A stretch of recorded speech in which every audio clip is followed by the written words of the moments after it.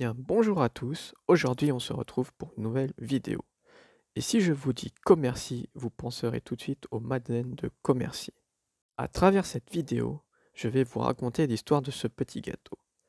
L'histoire de la madeleine de Commercy commence en 1755, alors au château de Commercy.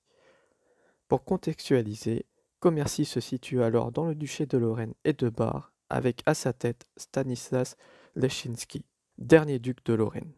En effet, l'ancien roi de Pologne et grand-duc de Lituanie obtient à titre viager le duché de Lorraine et de Bar grâce au mariage de sa fille avec le roi Louis XV. Nous nous trouvons donc en 1755 pendant une journée de fête au château de Commercy. La fête bat son plein, le repas se déroule bien jusqu'au moment auquel Nicolas Ferry, bouffon du duc, pousse à bout le chef pâtissier. Excédé, ce dernier quitte alors le château sans que le baba au rhum, dessert favori du duc, ne soit prêt.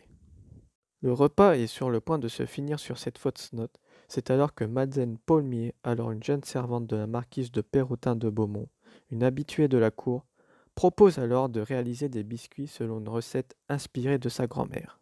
Madeleine alors file en cuisine et se met à la tâche.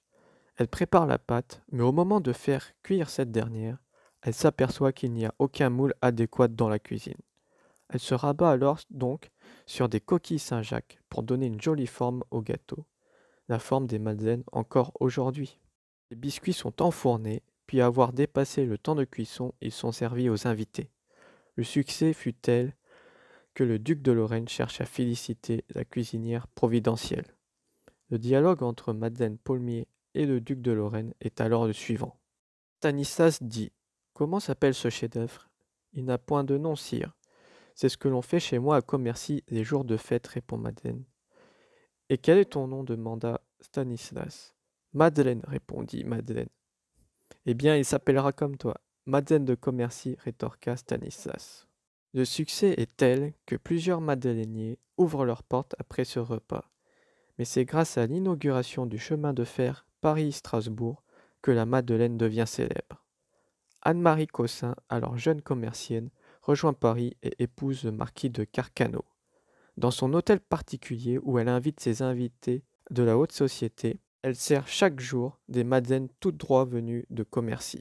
C'est grâce à cette initiative que le petit gâteau gagne en notoriété à travers la France, ce qui est décuplé le 13 octobre 1874 lorsqu'un arrêté préfectoral autorise la vente des madeleines sur le quai de la gare de Commercy. La madeleine devient alors un symbole de la convivialité. Le fait de tremper sa madeleine va de pair avec le fait de discuter autour d'une boisson chaude, au point que Marcel Proust fait intervenir la madeleine dans son œuvre À la recherche du temps perdu. Le gâteau trempé dans une tasse de thé déclenche brusquement pendant quelques instants un souvenir d'enfance. La madeleine de Proust est devenue une métaphore très utilisée en France et dans d'autres pays. Aujourd'hui, la boutique à la Cloche-Lorraine détient la recette de la véritable madeleine de Commercy et depuis 1928. Et c'est sur ces derniers mots que la vidéo se termine. J'espère qu'elle vous aura plu et vous a fait découvrir l'histoire de la madeleine de Commercy. Si vous avez aimé cette vidéo, n'oubliez pas de vous abonner ou de laisser un commentaire ou de vous abonner à mon compte Instagram. À bientôt.